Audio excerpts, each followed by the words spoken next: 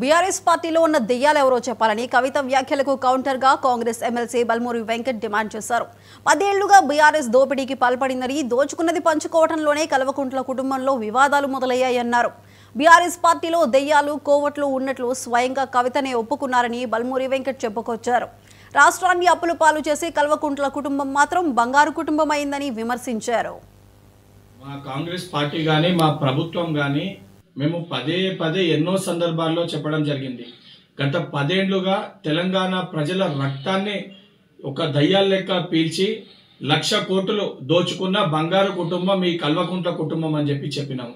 ఇది కల్వకుంట్ల కుటుంబం కాదు, కల్లాల కుటుంబం అని కూడా చాలా స్పష్టంగా చెప్పడం జరిగింది. నిన్న కవిత గారు ప్రెస్ మీట్ లో మాట్లాడుతూ చాలా స్పష్టంగా కొంతమంది దయ్యాలు ఉన్నారు అని చెప్పి తను కూడా అదే మాటని అంగీకరించడం జరిగింది. ఈ రోజు పంచాయతీ కేవలం వాళ్ళ కుటుంబం మధ్యలో ఉంటే మాకు దాంతో ఎటువంటి సంబంధం లేదు. కానీ ఆ దోచుకున్న 1,00,000 కోట్ల పంపకాలతోటి వచ్చిన పంచాయతీ కాబట్టి ఇది ఆ 1,00,000 కోట్లు దోచుకున్న మరి దయ్యాలు ఎవరు? కేసీఆర్ గారిని అన్నారా, లేదా కేటీఆర్ దయ్యమని అన్నారా, సంతోష్ రావు దయ్యమని అన్నారా, హరీష్ రావు దయ్యమని అన్నారా, లేదా బీఆర్ఎస్ పార్టీలో ఇంకే నాయకులని దయ్యాలని చెప్పి మీరు ఉద్దేశించి మాట్లాడినరో దానికి స్పష్టత తెలంగాణ సమాజానికి, తెలంగాణ ప్రజలకి ఇవ్వాల్సిన బాధ్యత మీ పైన ఉంది.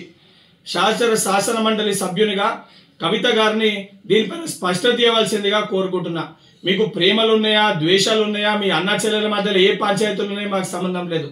కానీ 1,00,000 కోట్లు దోచుకొని ఆ పంపకాల్లో వచ్చిన పంచాయతీ కాబట్టి మేము పదే వీళ్ళు దయ్యాలు లెక్క గత 10 ఏళ్ల మీ పరిపాలనలో ప్రజల రక్తాన్ని పీల్చుకొని తిన్నారని చెప్పి మేము కూడా చెప్పినాము.